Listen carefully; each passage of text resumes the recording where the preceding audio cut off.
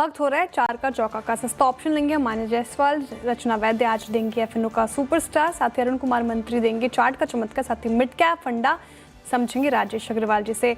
शुरुआत कीजिए मानस जी, सस्ता ऑप्शन। देखिए, रिलायंस इंडस्ट्रीज के ऑप्शन में खरीदारी करनी है। कल मैंने यहाँ पर एक BTST रिकमेंडेशन दिया था, लेकिन क्योंकि आज एक इनवर्स सरेंशुलर पैटर्न का ब्रेकआउट है, आई थिंक यहाँ से भी करीब करीब 40-50 रुपए का आपको आप देख सकते हैं रिलायंस इंडस्ट्रीज में। तो इसका जो 1420 का कॉल ऑप्शन है रिलायंस का, वहां पर खरीदारी करेंगे। 1920 रुपीज के आसपास ट्रेड हो रहा है। इसमें 14 रुपीज के स्टॉप लॉस से खरीदारी करने की राय रहेगी और आपको टारगेट 30 रुपए के सेट करना है।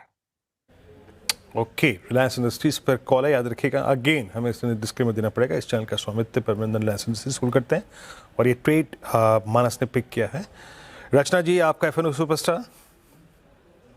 कि मेरे तरफ से एफएनओ सुपरस्टार में कोटक महिंद्रा बैंक में देना चाहूंगी, जिसके फ्यूचर्स 2205 पे ट्रेड कर रहे हैं दिस पॉइंट इन टाइम। हम इसमें अगर एसएल लगा सकते हैं 2190 का, और अगर इसको लॉन्ग कर सकते हैं तो अपसाइड बेस पे हमारा टारगेट हो सकता है 2242 का।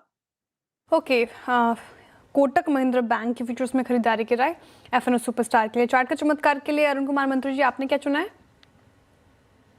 जी अगेन एक ब्रेकआउट वाला स्टॉक लेना चाहेंगे तो एपीएल अपोलो में खरीदारी की सलाह है। 1753 1754 के आसपास चल रहा है। ओपन इंटरेस्ट में भी काफी अच्छा एडिशन नजर आ रहा है, तो इसको बाई करने की सलाह रहेगी। 1741 का स्टॉप लॉस रहेगा और 1788 का target. Okay, APL Apollo tubes आपकी बाय कॉल है यहाँ पर 1754 पे। मिड कैप फंड अगले चलते हैं राजेश जी के पास। राजेश जी, क्या पिक कर रहे हैं आप? वीरेंद्र जी, क्या फंडा के हिसाब से एशियन पेंट के साथ जाना चाहूंगा। अगर आप देखें तो दुनिया भर में 10 जो बड़ी कंपनियां हैं डेकोरेटिव पेंट के, उसमें एक एशियन पेंट है। 27 इन हाउस मैन्युफैक्चरिंग कैपेसिटी है। 1,60,000 रिटेल टच पॉइंट्स हैं और पिछले कुछ महीनों से या कुछ क्वार्टर्स से अगर आप देखेंगे तो परफॉर्मेंस खराब रही, क्योंकि लोगों को ये डर था कि कंपटीशन बढ़ता जा रहा है। लेकिन अब चूंकि अर्बन डिमांड भी बढ़ती गई है, वॉल्यूम्स बढ़ रहे हैं और रूरल डिमांड भी इन्फ्लेशन और अच्छे मानसून की वजह से बढ़ती हुई नजर आ रही है।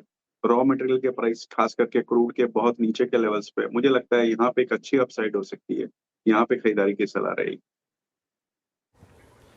ओके, एशियन पेंट्स हो गया ये काउंटर 4% अप आज के सेशन में, शानदार रैली। राजेश अग्रवाल जी, एक और सवाल मैं पूछना चाह रही थी। पूरा अगर आप देखें तो एक बार वर्लपूल देखेंगे, ये काउंटर भी आज गजब की तेज़ी के साथ कर रहा है कारोबार, 13% आज के सेशन में। और जिस तरीके से पूरे स्पेस में एक रैली आई है, ये दिवाली का मूव है या फिर लंबी अवधि के लिए भी आपको सही नजर आ रहा है? देखिए, जब से ये LG इलेक्ट्रॉनिक्स की लिस्टिंग हुई है ना, उसके बाद ही पूरे कंज्यूमर ड्यूरेबल स्पेस में हमने देखा है कि एक अच्छी खासी मोमेंटम आती हुई।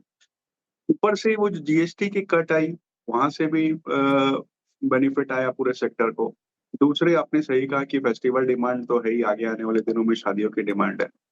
अब मुझे लगता है कि सारे स्पेस में अगर किसी को चुनना हो तो मेरे हिसाब से पहली पसंद LG इलेक्ट्रॉनिक्स की रहेगी। थोड़ा करेक्ट होता है तो, क्योंकि बहुत अच्छा चल चुका है लिस्टिंग के दिन। लेकिन उसके अलावा अगर कहीं ध्यान देना हो तो मैं ब्लू स्टार के साथ जाना चाहूंगा, जहाँ न केवल डोमेस्टिक मार्केट बल्कि इंटरनेशनल मार्केट भी केटर करती है। वैल्यूएशन थोड़े से कंफर्ट दे रहे हैं, हालांकि 65-70 के पी पे थोड़ा सा टना हुआ ही वैल्यूएशन दिखेगा आपको, लेकिन जो ग्रोथ प्रोस्पेक्ट्स है उसे देखते हुए मुझे लगता है यहाँ पे ध्यान देना चाहिए।